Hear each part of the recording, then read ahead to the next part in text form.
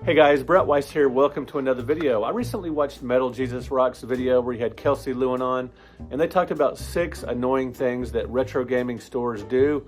I could totally relate to these, but they did not mention one particular thing that really gets on my nerves.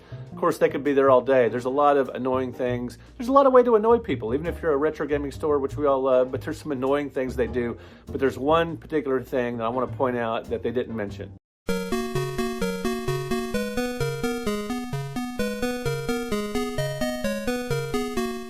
The thing that resonated with me most about the video they did was games that are unpriced. You walk in and they have to look up everything you ask about. That's just annoying. It takes time. You're not going to get any bargains, that kind of thing. Well, there's something similar because they're unmarked games, unpriced games that you ask about. And they say, oh, that's not for sale.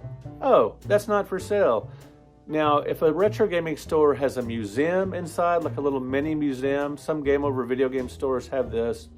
There's a really cool retro gaming store in Salem, Massachusetts, one of the oldest gaming stores in the country that has this, a little mini museum at the front of the store where the items aren't for sale. That's fine if it's clearly marked, although it can be slightly frustrating because I might want one of those things. But anyway, it's cool to see old and rare stuff in these little mini museums. I'm not talking about that. I'm talking about just general stuff in the store that's not for sale, that is not clearly marked as such. This doesn't happen super often, but it has happened several times. And my thinking about this occurred first all the way back in the early 90s, because my brother-in-law and I were in a baseball card store back when we owned a couple of comic book stores, and we were just going around to different shops, seeing how they did things. And there was a store, we kept asking about some really neat cards that were on the wall or that were prominently on display. Oh, that one's not for sale. Oh, that one's not for sale. Oh, that's mine. That one's not for sale. And they weren't marked as such. That was incredibly annoying. Occasionally, you're going to see that in a retro gaming store, like one instance in particular, behind the counter, up on this tall shelf. There were different things clearly marked for sale, but then there was one item. It was like this, like vinyl Nintendo carrying case, some kind of case to carry games or something. It was just really neat. I'd never seen it before. I was like, ooh, how much is that? And I'm thinking, you know, if that's $20, $30 or less, I'm going to buy that sucker. Oh, that's not for sale. It's just for display. That was annoying. You just sucked out a little bit of my life force. It just made me slightly annoyed with this video game store. Not the biggest crime in the world that a video game store can commit, but just slightly annoying. That's what we're talking about here, annoyances. And just a memo to retro gaming shops: leave your own collection at home, you know, unless it's clearly marked in your shop as a mini museum or personal collection, not for sale. And sometimes that stuff is fine to look at, you know, fun to look at and fun to look at.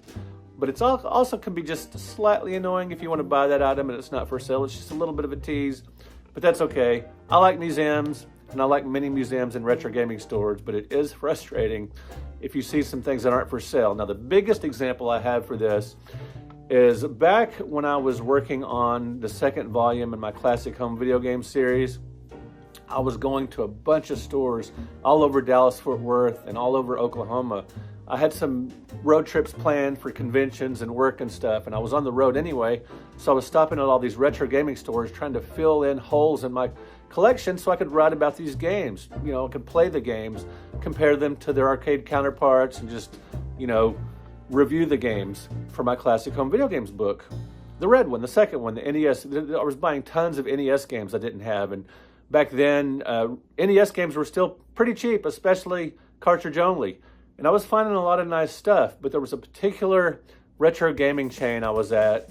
I won't say the chain, whatever. It was just a prominent one. No, it wasn't GameStop. They weren't selling NES at this point, but it was a regional chain. And they had a bunch of cases out for different games. And I would say, oh, well, you must have this one in the back. Can I check this one out? No, we don't have that. They would go in the back and look. We don't have that. And I would check again. Oh, we don't have that one either. They had a bunch of boxes and cases out front for games that they actually didn't have in inventory. And it was annoying for me because I kept asking about stuff that they didn't have in the back.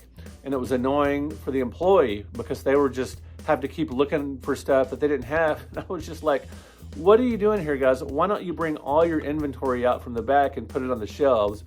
And, you know, these cases, sell them separately or just sell them case only or whatever. No, can't do that.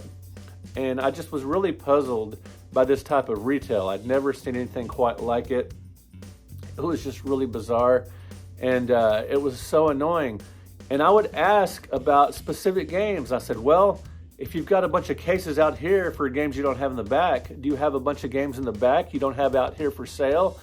And they said, probably, maybe, or something like that. And so I went through my list of games I needed, and I would ask about them. And he would take my list in the back and look in the back, and he would get ones that I needed, and he'd have to look them up, everything. So not only were these games not priced, they either didn't have them in stock, or they were in stock and they were in the back. So they had to look for them and look up the price. Double, triple annoying, especially when I'm on this road trip. I'm limited time and I'm looking for a ton of different games.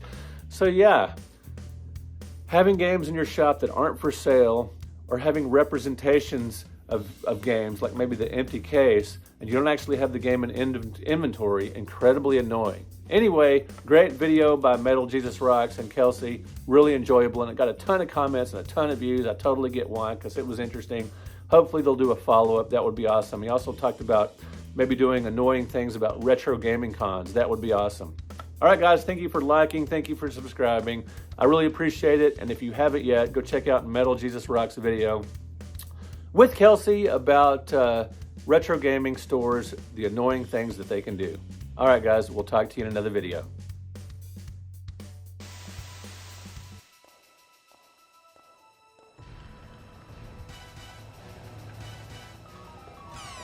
It's me, Mario!